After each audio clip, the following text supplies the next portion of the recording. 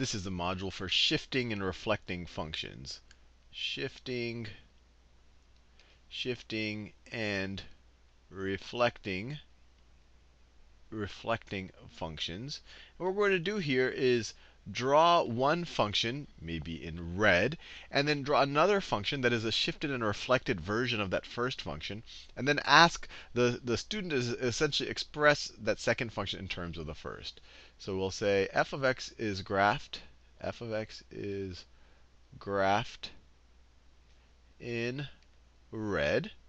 And we'll graph f of x. And I think to make things easy, to really be able to see exactly how much things have been shifted and reflected, we should stick to functions like quadratics and maybe square root functions. And or in the first round, maybe just quadratics, because the whole point here is just to be able to see shifts and reflections. And it's pretty easy to do it with parabolas. So let's say that I want to make it the intersection a little bit clearer. We should put the vertex on someplace where it's on kind of a nice integer coordinate so that it's easy to see how much it's shifted and reflected. So f of x is graphed in red. G of x is graphed in blue. Graphed in blue. And maybe I'll make g of x a shifted and reflected version of f of x. So maybe g of x is like that.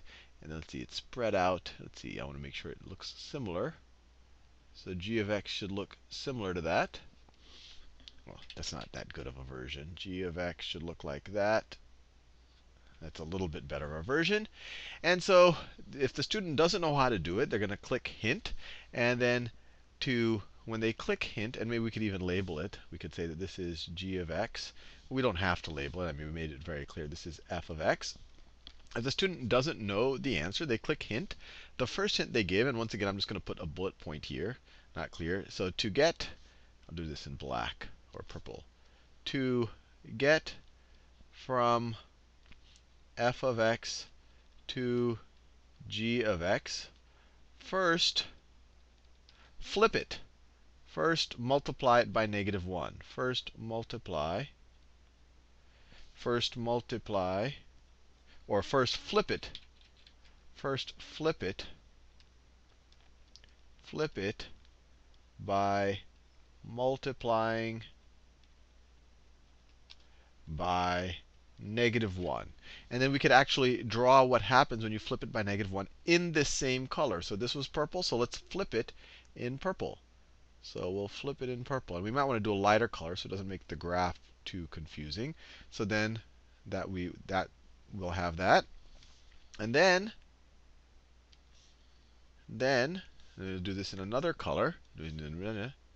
Next, shift it down 2. Shift it down 2. So, and actually we could, in this first one, we could call this purple graph negative f of x, because we multiplied it by -1. Next, shift it down 2. Next, shift it down 2. Right? Because you see that it has to get shifted down 2. So next, you shift it down 2. And then we can graph this. So it's just going to be that exact same thing, but shifted down 2. Let me draw it a little bit neater than that. So it'll be that same graph shifted down 2. Just like that. You get the idea. Actually, let me draw a little bit neater than that. I can do a better job. So shifted down 2, it's going to look like that. And then we can mark this. We can mark this as negative f of x minus 2.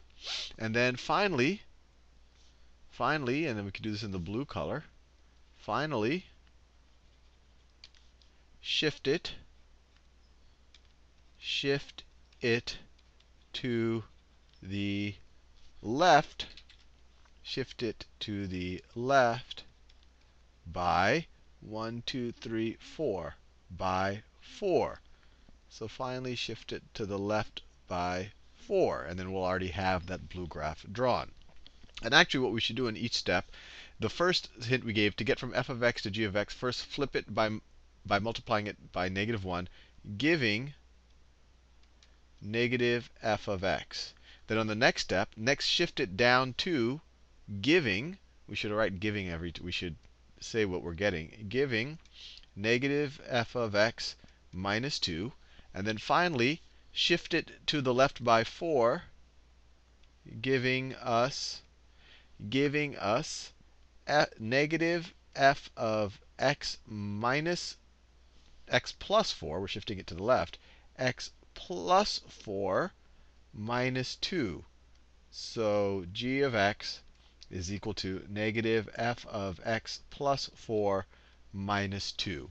And so the choices here are going to be g of x is equal to negative f of x plus 4 minus 2. Could be g of x is equal to f of x minus 4 minus 2. Could be g of x is equal to f of x plus 4 plus 2. All of the different combinations, g of x. And you could put in more than 5, so just randomly pick some. But all of the different things that might confuse people. Negative f of x minus 2 plus 4.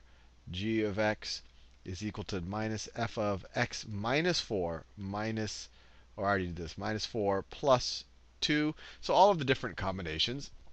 And we could do it with parabolas. Just throw up a bunch of parabolas around here. It could always be the same kind of general parabola, and you're just flipping and reflecting it. That'll be the easiest implementation. And if you want to do another type of function, you might want to do maybe a square root function, because that's also pretty straightforward to exactly see where it's being flipped and rotated. And all of these numbers right here, these 4s and the 2s. So the flipping is always going to be by negative 1. I think it'll be too hard for the student to tell if it's scaled by anything other than 1 or negative 1. And the shifting to the left and the right, it should be between negative 5 and 5. So all of these numbers right here should be between 5 and negative 5, and that should make it pretty straightforward. And of course, we have to make sure that the first graph is in a place that if you shift it by an extreme amount, by 5 and 5 or negative 5 and 5 or anything like that, that it doesn't fall off of the screen. Anyway, hopefully you found that useful.